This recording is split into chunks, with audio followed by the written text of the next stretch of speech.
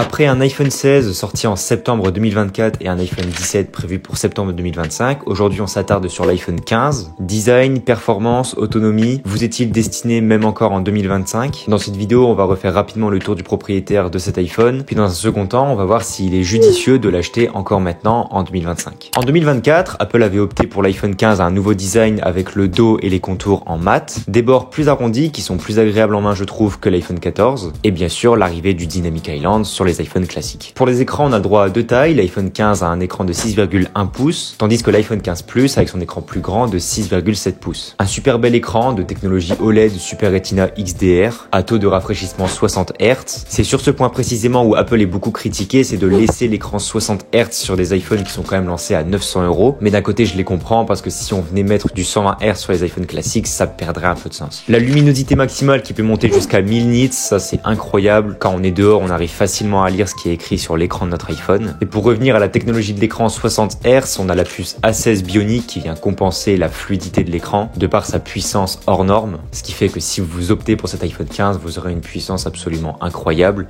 qui vous tiendra sur plusieurs années. En revanche, cette puce n'est pas compatible avec l'intelligence artificielle d'Apple, Apple Intelligence, mais on en reviendra un petit peu plus tard. Donc globalement, sur la puissance, vous n'avez pas de souci à vous faire. L'iPhone 15 est un monstre de puissance, que ce soit pour faire des photos, des vidéos, des jeux vidéo, de la consultation de messages, des réseaux sociaux, il saura le faire sans broncher. Parlons autonomie maintenant. Apple avait annoncé 20 heures sur ses iPhone 15 et on les tient largement. La batterie peut tenir jusqu'à 2 jours même si on vient en avoir une utilisation modérée, comme de la lecture de musique, des vidéos YouTube. Vous n'êtes pas obligé d'acheter une batterie externe avec cet iPhone 15 et heureusement d'ailleurs. Parlons qualité photo et vidéo maintenant. L'iPhone 15 a hérité d'un capteur de 48 millions de pixels, ce qui lui permet d'avoir des photos plus détaillées et un zoom x2 numérique. Ce qui fait qu'avec cet iPhone, vous avez 3 possibilités de shoot. En premier, l'ultra grand angle à 12 millions de pixels, le capteur principal à 48 millions de pixels et ensuite le zoom x2 numérique qui passe à 12 millions de pixels. Donc on va parler un peu maintenant des points négatifs, des choses à savoir sur cet iPhone 15 avant de l'acheter. Pour moi, le premier point négatif, c'est vraiment l'écran 60 Hz. Si vous avez déjà utilisé un iPhone Pro, donc 13 Pro, 14 Pro ou 15 Pro, vous avez pu remarquer à quel point c'est fluide, l'écran 120 Hz, c'est vraiment agréable. Mais maintenant, si vous venez d'un iPhone 12, 13 et que vous n'avez pas goûté aux 120 Hz, vous pouvez partir sur l'iPhone 15, l'écran ne vous posera pas de soucis étant donné que vous n'y êtes pas habitué. On va revenir également sur Apple Intelligence. Malheureusement, cet iPhone n'est pas assez puissant, il n'a pas assez de RAM, ce qui lui permet pas de profiter d'Apple Intelligence. Alors au vu de la situation actuelle, c'est vrai que l'intelligence artificielle d'Apple n'est pas encore optimisée. Je pense à mon avis qu'ils ont sous-estimé l'impact qu'aurait l'intelligence artificielle sur les produits à venir, ce qui fait que les fonctionnalités d'Apple Intelligence actuellement ne sont pas très développées. Maintenant, ce que je trouve dommage, c'est que si vous achetez cet iPhone 15 maintenant, vous allez pouvoir le garder au moins 4-5 ans, et d'ici quelques années, on ne pourra pas prévoir à quel point Apple Intelligence sera développée, donc vous serez sûrement dégoûté de vous dire que vous avez acheté un iPhone 15 qui n'est pas compatible avec Apple Intelligence et que vous devez du coup vous en passer. Ce que je peux vous conseiller en revanche, c'est d'acheter un iPhone 15 Pro qui lui est beaucoup plus intéressant. Vous avez l'écran 120 Hz, vous avez beaucoup plus de puissance avec la puce A17 Pro et la compatibilité avec Apple Intelligence. Et si vous vous tournez vers le marché de l'occasion, car de toute façon vous êtes obligé, l'iPhone 15 Pro n'est plus trouvable neuf, vous pourrez le trouver aux alentours des 650 €, donc ça en fait un iPhone à un très bon rapport qualité-prix. Donc pour conclure, tous ceux qui ont un iPhone 12 et inférieur et qui se moquent d'Apple Intelligence, l'iPhone 15 peut effectivement être un bon choix. Mais maintenant, si vous voulez bénéficier d'Apple Intelligence, je peux pas vous conseiller l'iPhone 15 puisqu'il ne l'a pas. Ce que je peux vous conseiller, c'est l'iPhone 16 avec le nouveau design, le caméra control, qui lui a bien en possession Apple Intelligence. Mais sinon, le meilleur conseil que je peux vous donner, le meilleur rapport qualité-prix sur l'iPhone en 2025, c'est l'iPhone 15 Pro. Avec l'écran 120 Hz, le design en titane, Dynamic Island et surtout la compatibilité avec Apple Intelligence. Si vous avez des questions en commentaire sur l'iPhone 15 ou même sur tout autre iPhone, n'hésitez pas à me les poser dans les commentaires. Je poste tous les jours des vidéos sur TikTok et sur Instagram et sur YouTube, Short. Donc n'hésitez pas à me suivre sur ces réseaux si vous ne me suivez pas encore. Sur ce, c'était Johan et je vous souhaite de passer à tous